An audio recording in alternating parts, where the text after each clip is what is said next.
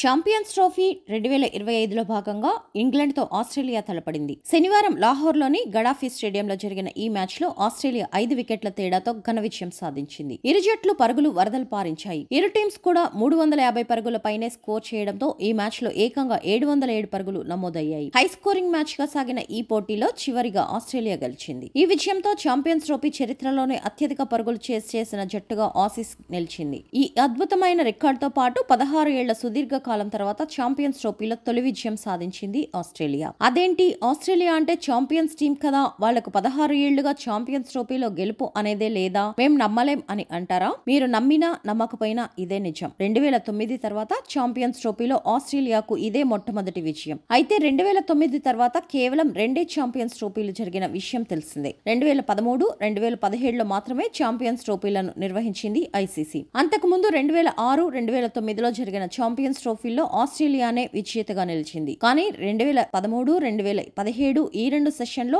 Australia ఒక్కటంటే ఒక్క match కూడా గెలవలేదు. 2 సెషన్లు కలిపి మొత్తం 6 మ్యాచ్లు అనుకుంటే 3 మ్యాచ్లు రద్దు అయ్యాయి లేదా ఫలితం తేలలేదు. మరో 3 మ్యాచ్ల్లో ఆస్ట్రేలియా ఓటమి పాలైంది. 2013 ఇంగ్లాండ్తో జరిగిన గ్రూప్ మ్యాచ్లో ఆసీస్ ఓడిపోయింది. ఆ తర్వాత న్యూజిలాండ్ మ్యాచ్ వర్షం కారణంగా మధ్యలో నిలిచిపోయింది. శ్రీలంకతో జరిగిన మ్యాచ్లో ఆస్ట్రేలియా ఓటమి పాలైంది. ఇక 2017లో న్యూజిలాండ్తో జరిగిన తొలి మ్యాచ్ వర్షం కారణంగా రద్దు అయింది. అలాగే బంగ్లాదేశ్ తో కూడా వర్షం వల్లే మ్యాచ్ పూర్తిగా జరగలేదు. ఇంగ్లాండ్ తో జరిగిన మ్యాచ్ లో ఆసీస్ ఓటమి పాలైంది. ఇలా చివరి 2 ఛాంపియన్స్ ట్రోఫీలో ఆసీస్ ఒక్క మ్యాచ్ కూడా గెలవలేదు. అప్పుడెప్పుడో 2009లో ఛాంపియన్స్ ట్రోఫీ ఫైనల్ గెలిచిన ఆస్ట్రేలియా మళ్లీ ఇప్పుడు 16 ఏళ్ల తర్వాత ఇంగ్లాండ్ పై విజయం సాధించింది.